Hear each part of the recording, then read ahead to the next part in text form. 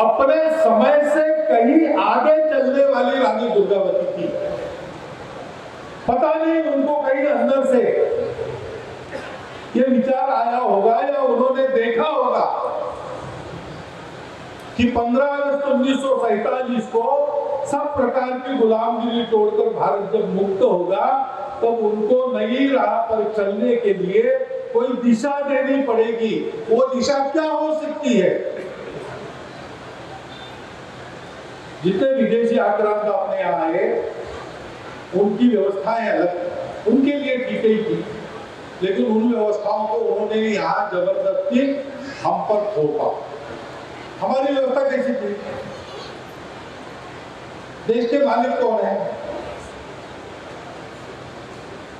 जहां से आक्रमण आते थे वहां राजा सब कुछ होता था। राजा का सब, राजा की मर्जी पर सब है। आप खेती कर रहे हो, आपकी खेती जब्त करने का अधिकार है, क्योंकि आपका जीवन भी उसी की स्टेट है। हम सब उसके दास हैं। हमारे यहाँ भी राजा थे, लेकिन ऐसे नहीं थे।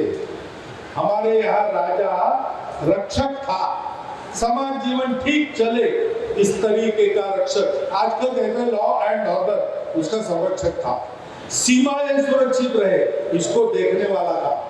और जिस नियम से प्रजा सुख शांति बंधुभाव से आगे बढ़ती है, उस नियम का, जिसको हमारे यहाँ धर्म कहते हैं, उसका रक्षक था।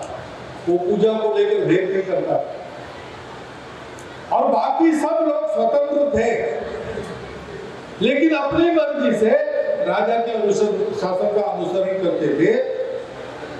मालिक कोई नहीं था, मालिक तो भगवान है। हम सब लोग ट्रस्टी थे।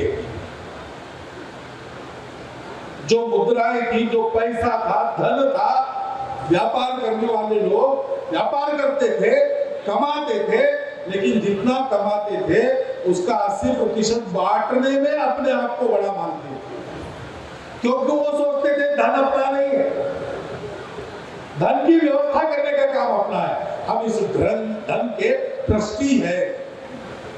जंगलों में बसने वाले हमारे सब बंधु, वन के बंधु,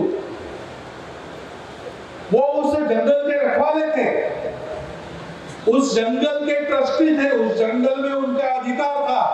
लेकिन वो ये जानते थे कि अधिकार हमको इसलिए दिया गया है कि इस जंगल को सुरक्षित रखकर अच्छी तरह बढ़ाते हुए समाज को जब जब आवश्यकता है इस जंगल से उनको भी मिले, हम देखेंगे, और जंगल से सबको मिले, लेकिन जंगल को कोई लूट ना पाए, ये देखने का उनका काम रहता है। विदेश की व्यवस्थाएं आई, हम अपने ही देश में पराधीन हो गए। अब हमको फिर से धीरे धीरे उस तरफ जाना पड़ेगा, और हम जाएंगे। सामान्य लोग प्रयास करेंगे, उसमें भी हम साथ रहेंगे। इस प्रकार की नीतिगत दिशा देने में भी हम साथ रहेंगे। और ये सच्ची स्वतंत्रता और सबका बंधुभाव कायम रखकर, सबका ऐक्य कायम रखकर राष्ट्र को आगे बढ़ाने के लिए जो कुछ होगा उसमें हम सब लोग, दीनदयाल शोध संस्थान जैसे संस्थान, कल्याण आश्रम जैसे संगठन, संघ के स्वयंसेवक, सब लोग समाज के साथ चलेंगे, समाज को साथ लेकर चलेंगे।